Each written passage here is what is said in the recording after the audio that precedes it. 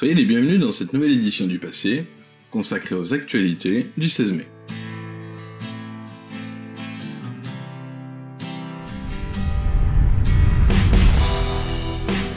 C'est le 16 mai 1957 que meurt Eliot Ness. Son nom est lié à l'arrestation d'Al Capone, patron de la pègre de Chicago. Eliot Ness entre en 1926 à la direction du Trésor américain et collabore avec le bureau de Chicago. Son but, arrêter Al Capone, qui a fait prospérer ses affaires depuis l'interdiction de la vente d'alcool, la prohibition. Jusqu'ici, aucune enquête n'a pu aboutir et le mafieux semble intouchable. Rien d'étonnant car Al Capone a réussi à corrompre un nombre important de membres de la police, de l'administration et même des juges.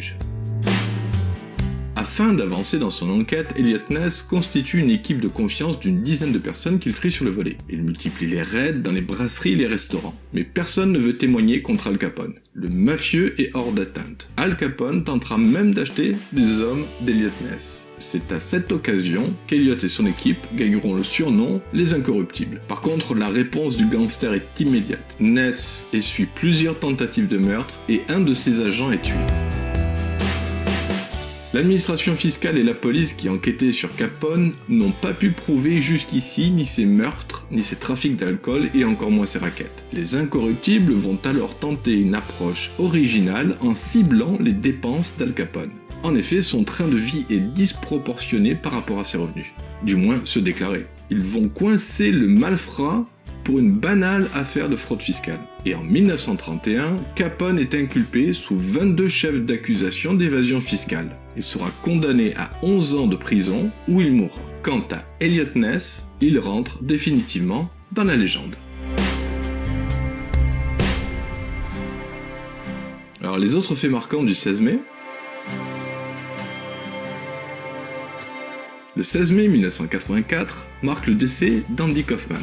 C'est un comédien et un artiste de performance. Son personnage hors norme fut interprété par Jim Carrey dans le film Man of the Moon.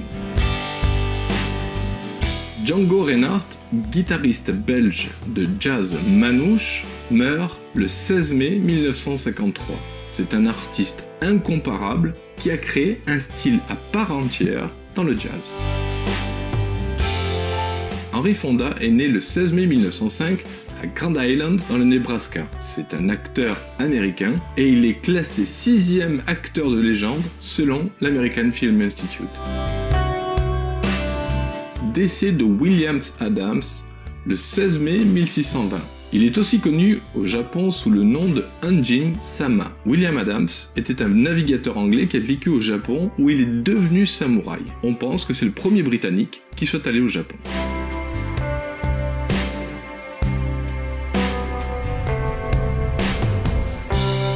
Avant toute chose, une dédicace spéciale pour Adriana. Merci de tout cœur pour tous vos partages, tous vos commentaires et tous vos likes. Et rendez-vous pour de prochaines éditions des actualités du passé.